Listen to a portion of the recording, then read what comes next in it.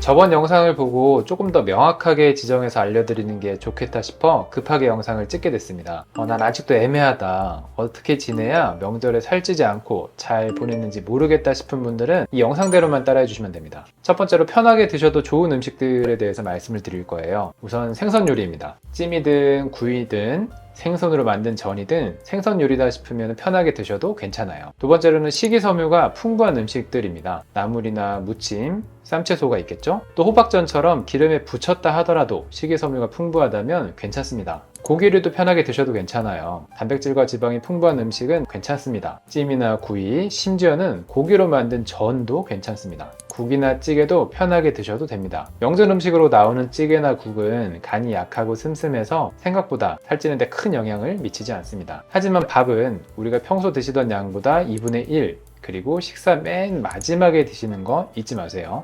먹지 말아야 될 음식에 대해서도 말씀드리겠습니다. 우선 과일입니다. 당도 높은 과일들이 많은데 뱃살을 만드는 데 큰 영향을 미쳐요. 특히 말린 과일들은 생과일보다 수분이 날아가서 당도가 압축적으로 높습니다. 그만큼 혈당을 높이기 쉬워요. 그 외에도 과일 주스나 과일 음료 등 단맛이 강한 음식들은 제한을 해주시는 게 좋습니다. 그와 비슷하게 한과나 약과 등 달고 끈적끈적한 음식들이 있습니다. 이러한 것들도 드시면 안 돼요. 밤은 한두 개 정도 맛보는 수준이 아니라 배부를 때까지 드시는 경우가 많이 있습니다. 생각보다 많은 양의 탄수화물을 섭취하는 원인이 됩니다. 밤도 주의해 주셔야 됩니다. 송편, 떡은 쌀밥을 압축적으로 모아놓은 거잖아요. 이 송편 3, 4개만 드셔도 어느새 밥 한 공기 드신 것과 비슷한 양의 칼로리가 됩니다. 식혜도 주의해 주셔야 돼요. 단맛이 강한 식혜는 식후에 디저트로 한 잔씩 드시게 됩니다. 밥 먹고 식혜 한 잔하고 간식 조금 주워 먹다 보면 어느새 밥 한 공기 더 드신 것과 같아요. 그래서 애시당초 식혜부터 제한을 해주시는 게 좋아요.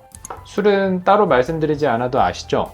최대한 제한하셔야 됩니다. 그 외에 고구마전이나 감자전이 있어요. 아까 말씀드린 호박전이나 가지전과는 다르게 이 탄수화물이 많이 들어있습니다. 누가 봐도 탄수화물이 많은 재료이고 게다가 기름에 부친 거라면 아예 드시지 마세요.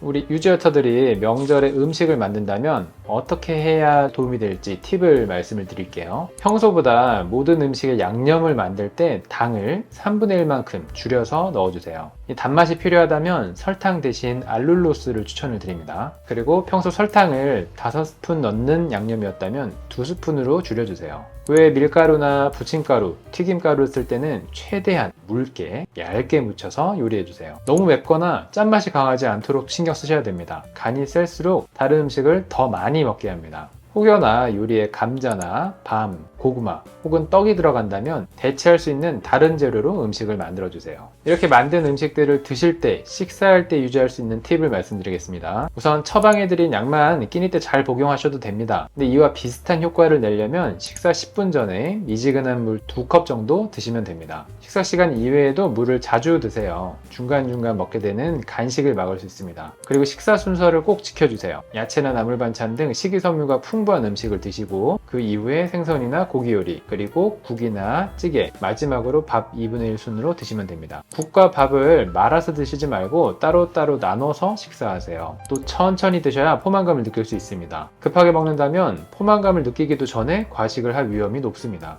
배가 부르다고 느낀다면 그 순간 바로 식사를 중단하셔야 돼요. 아까워서 먹는 것만큼 참 안타까운 일이 없습니다. 만약 술을 드신다면 한 잔 할 때마다 물 1컵 꼭 같이 드세요. 그 외에 생활할 때 팁을 말씀드리겠습니다. 우선 내 몸에 타이트한 옷을 입고 생활을 해주세요. 포만감이 생기면 옷이 배를 압박해서 배부름을 훨씬 더 잘 인지하게 해줍니다. 고무줄 옷이나 넉넉한 원피스 같이 편한 옷을 입지 마시고 타이트한 옷을 입어주셔야 됩니다. 옷만 이렇게 입어도 충분히 관리가 가능해요. 그리고 식사 후에 10분간은 바로 움직여주세요. 식사 이후에 소파에 눕는 것만큼 나쁜 건 없습니다. 그래서 식후에는 뒷정리를 바로바로 해주시고 산책 한 바퀴라도 해주시는 게 너무 좋아요. 이렇게 해야 혈당이 높아지는 걸 방지할 수 있습니다. 그리고 식사 이후에는 할 수 있을 만큼 최대한 음식을 눈에서 안 보이게 정리해주세요. 견물생심 아시죠? 눈에 보이는 만큼 참아내기가 어렵습니다. 안 보여야 참는 것도 쉽습니다. 마지막으로 평소보다 1시간 더 일찍 주무셔야 돼요. 패턴이 일정해야 연휴 이후에도 습관이 깨지지 않고 유지될 수 있습니다. 또 수면이 부족하면 식사량이 늘어나기 쉽다는 거 기억하시죠? 평소보다 1시간 더 일찍 그리고 더 많이 주무시는 걸 추천드립니다. 네, 그래서 요약하면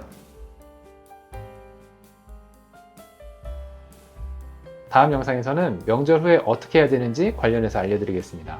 모두들 즐거운 명절 보내시길 바랍니다. 구독과 좋아요 부탁드릴게요.